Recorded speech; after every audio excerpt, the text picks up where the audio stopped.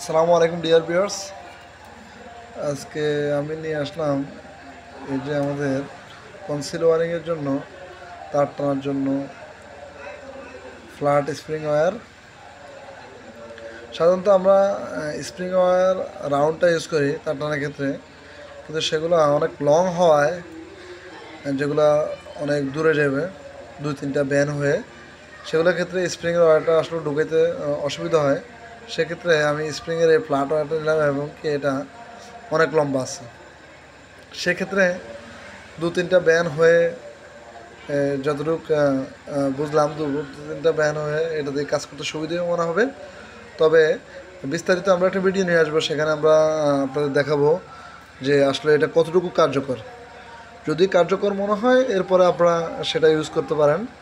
আমি এখনই সাজেস্ট করতেছি না, যেহেতু আমি এখন এটা ইউজ করে নেই, মূলত স্প্রিং রাউন্ডটা ব্যবহার করেছিলাম।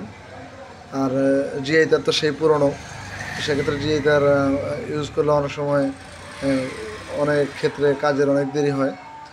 আমরা চাচ্ছি এটা ইউজ করতে।